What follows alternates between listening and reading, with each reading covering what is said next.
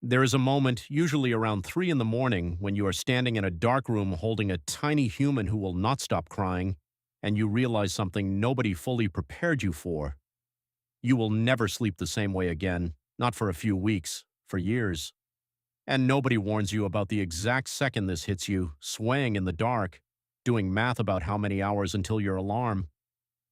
Before this, sleep was simple. You closed your eyes, you opened them 8 hours later. Now sleep is a resource. It's rationed. 4 hours feels like a luxury. 5 feels like you've won something. You become a person who can fall asleep in under 60 seconds, anywhere, in any position, because your body has learned that rest is rare and must be seized immediately. And then, just as you start adjusting to the exhaustion, a new question arrives. What do you actually feed this thing? Suddenly you're standing in a kitchen at 6 months in, staring at a tiny spoon, wondering if mashed banana is too much sugar, if rice cereal is outdated science, if you're somehow already failing at nutrition before your child has even grown teeth. You read labels you never used to read. You start mentally calculating sodium in foods that don't even have sodium. You survive that stage too. You always do.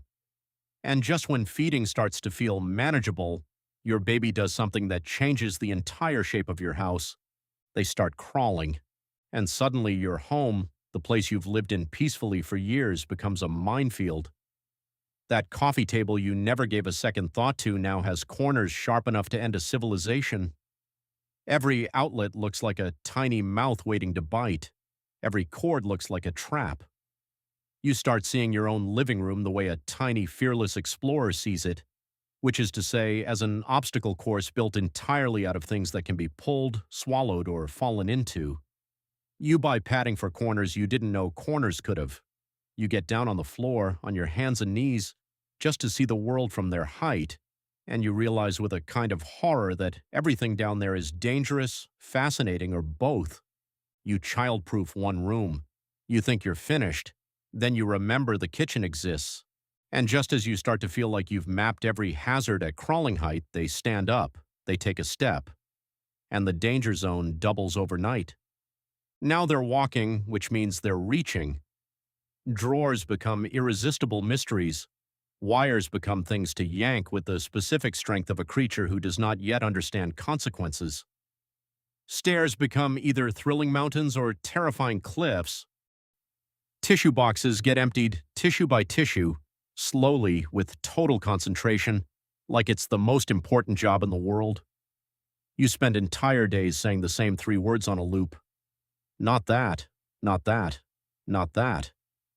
You start to understand why parents before you invented the phrase eyes in the back of your head, because you develop something close to it, a kind of low hum of awareness that never fully turns off, even when you're doing something else entirely. And just when you think you've survived the physical chaos, a new challenge arrives, one that has nothing to do with what they can reach and everything to do with what they can feel. The tantrums begin. A shoe goes on the wrong foot, and suddenly you're witnessing what looks like the most devastating betrayal in human history. A banana breaks in half, and the grief is, for a few minutes, completely real and completely enormous to them. A toddler's brain has big emotions and almost no developed ability yet to regulate them. So every disappointment arrives at full volume, because full volume is the only volume their brain currently has access to, but it does change how you carry it. You stop seeing a tiny tyrant trying to ruin your day and start seeing a tiny person with a feeling too big for their body, doing their best with the only tools they've been given so far.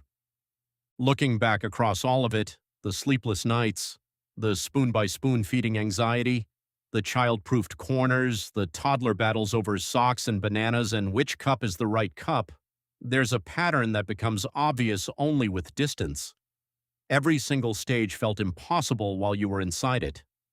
Every single stage also turned out to be temporary, even when it didn't feel that way at 3 in the morning or in the cereal aisle or on your hands and knees inspecting outlet covers for the 5th time that week. And maybe that's the part nobody tells you clearly enough. Every stage is hard. That part is true, and it stays true. The hard doesn't really go away. It just changes shape, stage after stage, challenge after challenge. But somewhere underneath the exhaustion and the worry and the constant low hum of vigilance, every single one of those stages is also completely full of love. The same arms that ache from rocking a crying newborn are the ones reaching for a tiny hand on a staircase. The same patience worn thin by a tantrum over a broken banana is the same patience that will one day hold them while they cry about something far bigger than a banana. So if you're in it right now, whatever stage it is, the sleepless one, the feeding one, the dangerous floor one, the tantrum one, know this. It is hard, and it is allowed to be hard, but it is also, in its own exhausting, chaotic 3 in the morning way, love. All of it. Every single stage.